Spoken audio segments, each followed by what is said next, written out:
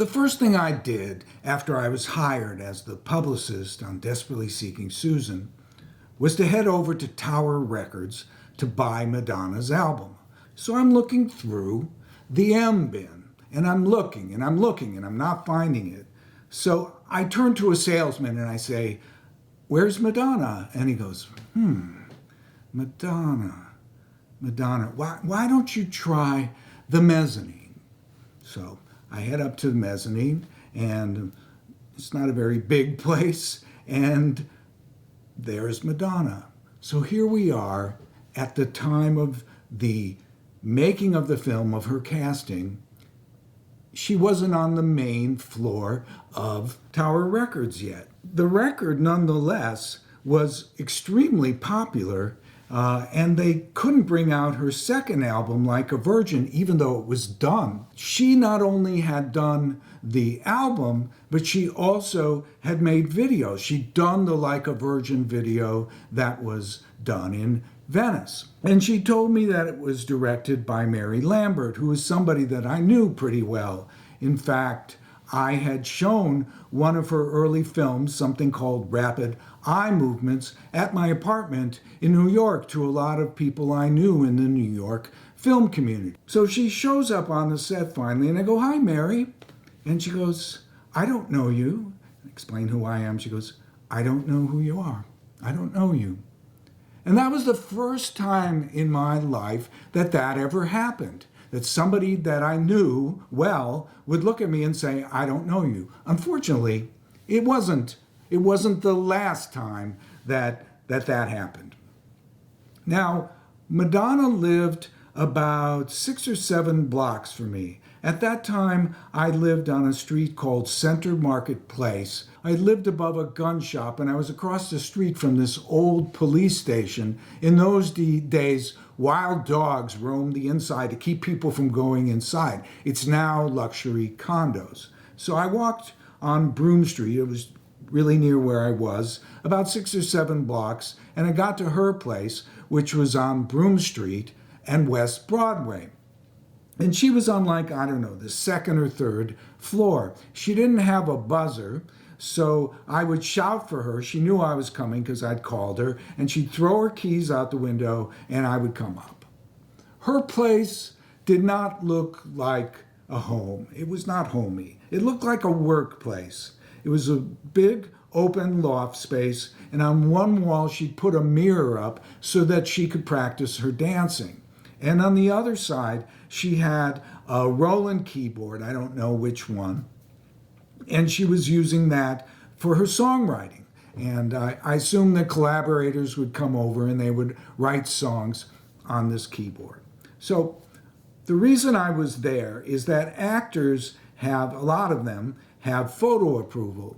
So the pictures that Andy Schwartz was taking of Rosanna and Madonna on the set, they got to look at them and get, and cross off, kill the pictures that they didn't want to see out in the world. They had, they had to let some of them through, but they got to kill them. Now, Rosanna, I would bring her pictures to her on the set because she worked pretty much every day, but Madonna didn't. So when she shot, then I would get the stills, and as she lived nearby, I'd just come over to her place and we'd either go through them together or she'd keep them, and then I'd come and get them another day.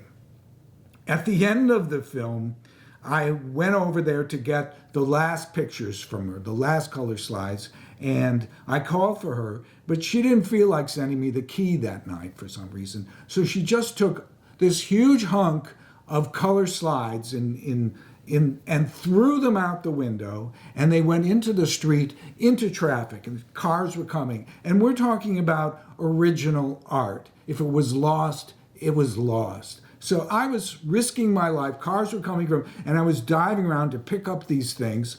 And luckily, I was able to rescue this art, and you've probably seen some of these pictures that weren't destroyed. Now, during the shoot, Madonna did her famous MTV Awards performance of Like a Virgin, where she's dressed up in a wedding gown, and she's humping a big wedding cake, and she's writhing around in the floor. It was really a big deal. I think it was one of the things that really got her attention and took her up another level. The day after she did that, she came to work, to the set. And I asked her about it, and she said that Cyndi Lauper had really dissed her. She said she wouldn't even look at me. And it bothered her because she wanted to be friends with other women musicians. And but Lauper was not nice, and she didn't like it. And I thought that was really interesting because Madonna was not nice. Anyway, around that time, or it might have been before, but in September, there was the premiere of Amadeus, Milos Forman's Amadeus, which was the big film that Orion Pictures, who were producing desperately, that were bringing out. And they called me and they said, look, we're throwing a party for Amadeus. Can you bring Madonna? And I said, I'll ask her. So I went to her and explained to her that Orion wanted to present Amadeus Mozart as the rock and roller of his day. And therefore, they wanted to get the biggest rock stars and pop singers that they could get to come to this party. And I mean, would you do it? I think it'll be really great. And she said, sure. And this totally stunned me because I just, she never immediately said yes to things that I asked. And so I didn't know what to say. And so I said, well, why don't you bring Jelly? I mean, her boyfriend is Jellybean Benitez, who's a producer. And I'll ask Tim Ransom if he wants to come. Tim Ransom was the guy on the set that Madonna adored. He was the stand-in to Aidan Quinn. And at the end of the film, they gave him a job playing the bellboy.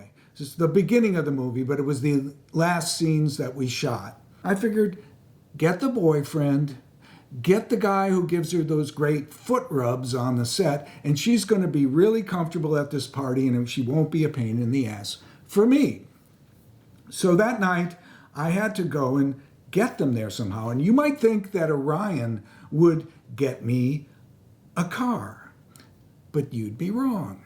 So I'm in Soho trying to get a cab. And it's not like in those days there were a lot of cabs flying. There weren't. There were not cabs going around. But by some miracle, I got one, and I got him to pull up in front of her place, and I shouted, and they came right down, and we went up to the party, which was at Limelight. Limelight was a church on 20th Street and 6th Avenue that had been converted into a club not too long before this. In fact, my company had had one of the very first parties at Limelight. And the way these parties worked is they would give me the party, all these clubs, they'd give me the club for free. And they'd give me a certain amount of drink tickets that I could use. And so what they got was the celebrities that I would bring into the club, and they would get the press. I would bring journalists and paparazzi and all of this stuff. So they would get the publicity, and people would be picking up their newspapers every day, and they would be finding out about all these parties and all these famous people who were coming to Limelight and all the other clubs in New York. And so it worked for them, and it worked for me. The first film that I brought there was a film called The Fourth Man, directed by Paul Verhoeven and starred a Dutch actress by the name of Renee Soetendijk. The first time I met Herb Ritz was when he photographed Renee. So there you go. Everything's connected. So we come in the door of Limelight, and the first person I see is Roger Daltrey, the lead singer of The Who, if you don't know. And for me, it was like seeing John Lennon or Mick Jagger, because I was such a huge Who fan. And I felt such relief because I'm thinking Madonna's not going to be complaining to me about a party where there are people like Roger Daltrey standing by the door. So I got them a place to sit. They sat down in this area, and then I headed out to go look for some press. And the first person I saw was a photographer named Patrick McMullan. And Patrick always covered the best parties, and he was really nice to me, and he came and covered my parties. So I said, Patrick, I'm here with a woman named Madonna. She's a singer, and she's in this film, Desperately Seeking Susan, I'm working on. She's going to be really big. Would you come and photograph her? And he said, sure. And he comes over, and he wrote later that he had never heard of her. So he came over, and he took this picture that you're looking at right now of Madonna along with Jelly and Tim Ransom and me. He put it into a book called So 80s. And it is really so 80s, isn't it? Around Madonna, you can see that she's holding a Venetian mask on her lap, keeping with the Amadeus theme. And next to her are some people in frilly collars and playing a violin. And as we had to work the next day, I said, well, it's time for us to go when after a while. And I didn't want to go out the main door because there was a lot of paparazzi out there and there were a lot of people clamoring around. We didn't have a limousine waiting for us. I just didn't want to be going out in that and looking for a cab with all that hullabaloo going on out there. So I said, there's got to be a side door.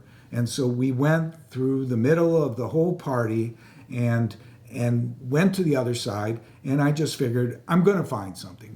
I'm going to get them out of here. But it's a church. And so they don't necessarily, not every single room is going to lead you outside. You're going to have priest rooms. I was taking them into these rooms that didn't lead anywhere. And Spinal Tap had just come out that year, I think, in the fall of '84.